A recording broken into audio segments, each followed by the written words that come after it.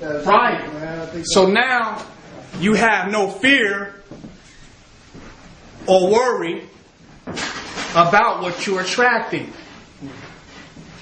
Because we strategize.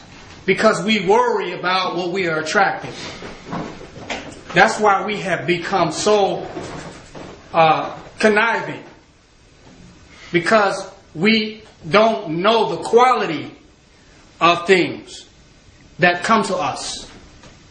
We don't know that if you reach a certain defined level, there's something unavoidable. There's something that will become apparent to you at a certain level of consciousness. But you got to get there to see what is apparent. You follow what I'm saying? If you're not there yet, then you're trying to figure out what you're going to do when you get to that point. And you're worried about it. But you don't know that as you rise in consciousness, you become aware on different levels of what is possible and what is capable to achieve at that point.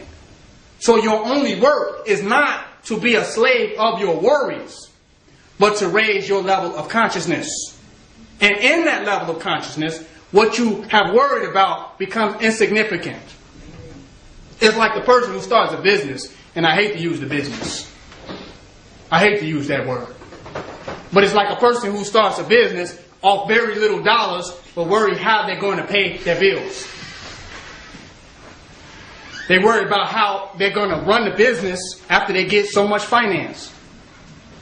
But some of them have the fortitude to go with it and start running and moving in a positive spirit. And when they get to that point, they find everything showing up the way they want it to. Because they were moving in a spirit and in a divine consciousness of fruition. They were moving in that mindset. So that's the mindset that we have to move in. Because if you're moving in the mindset of negativity, what do you attract? Negativity is a defeatist attitude. And if you see anything that you want to create it, and you see it as a complex obstacle, you are not prepared to experience its manifestation. Because when you are in a state of joy and in a state of happiness, that's when you are effortlessly creating the most. Literally, when you are in a state of peace. That's like many want to attract another significant other. But people are attracted to happy people. You feel what I'm saying? So if you're sad and disgrieving within yourself, then all you attract out of another is the same that is within you. And you get repellent. Because two negative things what? Repel. But if you are in a state of positivity, you can even attract the positive out of others. Because positive can attract negative. And change it to a positive. Because if you hook some metal up to a magnet, what happens? It ultimately becomes the magnet. That's a fact. So the positive has transmuting powers. And negative just keeps repelling everything from you. So that means all negative thoughts constantly repel the thing of which we desire to attract from us in the first place. That's a fact. So our point is to get into a state of meditation. And when I say negative and positive, I'm not using these terminologies like optimists. Nor am I using these things like people about self-improvement or the self-help movement.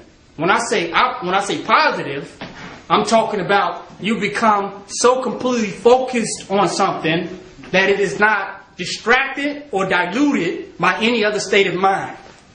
And if you want to achieve something flawlessly, that means you got to be so focused in consciousness that you don't waver. It's like walking a tightrope. If you waver, your ass fall off. But we don't realize we walk in a tightrope in life to what we want to attract. And we must have a consistent thought frequency or thought vibration that can only be achieved through constant concentration and meditation. Now, this constant concentration and meditation here is black empowerment.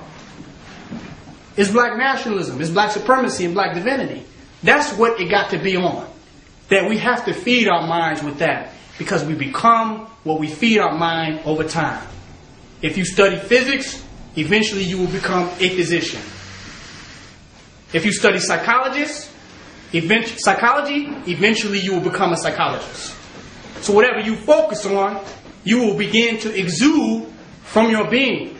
If you study black divinity, you can't help but to become black and divine.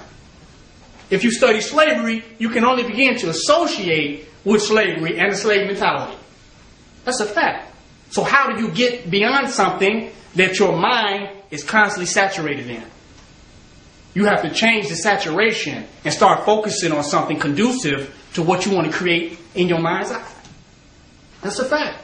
And in the associations and correlations that you make, because the mind is a very intelligent mechanism. It's constantly making correlations based upon what you're constantly thinking about. We see the correlations that the mind makes as truth. But they're just correlations. A scientist, a physicist at the University of Chicago told me this one day. Because at the time I was studying Buddhism.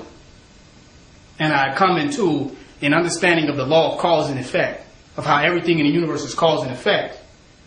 But then he enlightened me to the fact that a conscious mind must make the correlations of causes and effects. That nothing's flat out cause and nothing's flat out effect. Because everything is an effect of another cause and the cause of another effect. But from where you have isolated and created cause and effect, it's simply a correlation that has been made by a conscious mind. So you're imprisoning yourself in a loop. But if you realize that there is no effect to anything, then you become a complete causer right now. You become proactive. Reasons become prisons. People have excuses. Because they can't, that means they cannot get proactive now. That's a fact. But and their reasons are effects. How they have been affected by something. Affected by this, affected by that, affected by those, affected by them. But at a causal level, which is always now, you're not affected by anything. You have the ability to be and manifest divine cause. You are the divine causer. And if you are affected by anything, you don't have the ability to cause. Because you're just an effect of an effect of an effect. And you're all effects, which is an illusion, right? When you watch a movie, there's all effects. None of it is real. It's all stunts. But when you realize yourself on a causal level, then you would have to disassociate yourself from effect. And become constantly in the now of causing and creating what you want to manifest. That's momentarianism. You must be in a causal state. You have to be. Or otherwise, you keep replaying out the effects. So that means you got to literally, almost lobotomize yourself. You must empty your mind. This is what they talk about in meditation. But they're not causing you to empty your mind to become mindless and spineless. To become a drone sitting on the floor in a posture that you can't seem to get out every time you get into it. When it says empty your mind, they're trying to get you to go back to the nature of creation. To still the mind, because the mind is like the European that shot electricity through your body. Because all these things are electricity. The television, YouTube, the computers. So the light is entering through your eyes. That's some form of electric. So it's shocking your body because your neurological system functions off electric. It's electrochemical. So our bodies, from what we have seen, has been shocked by what we have seen. And we have been functioning off of that.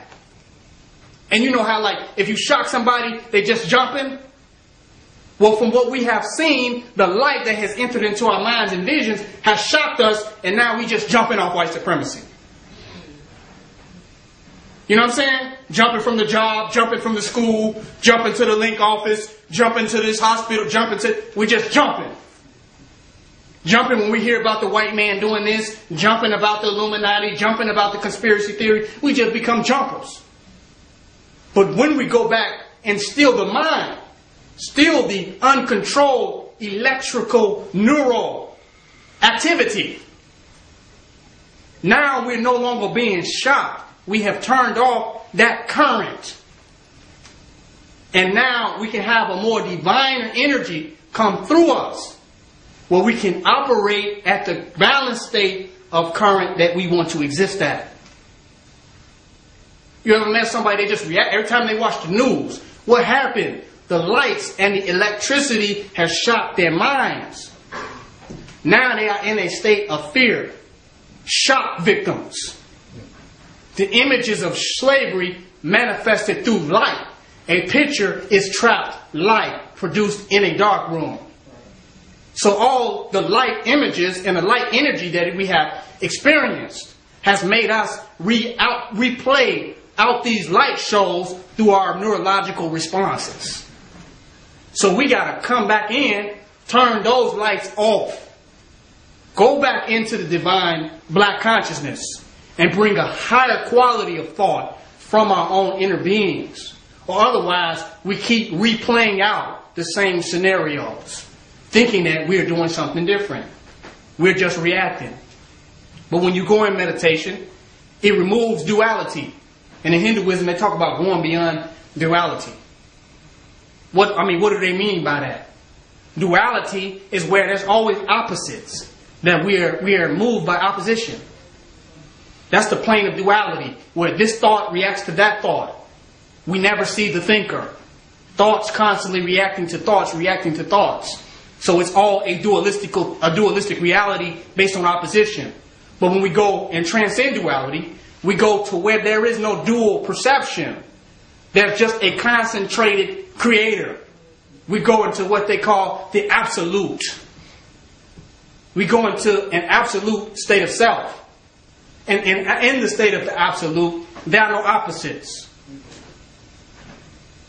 You say be and it is. As they say, Allah said in the Quran, kun fayakun, be and it is. They get your Bible and they say, in the beginning was the Word and the Word became God. He spoke it and it was. But we know thoughts, and I always mention a good book because I know that's where people at. But we know when they said, when he spoke the word, we knew that you can think in words. So a word is not an utterance. A word is a symbol, a sigil, an icon. So a word is not necessarily a thing of language or a verbal sound.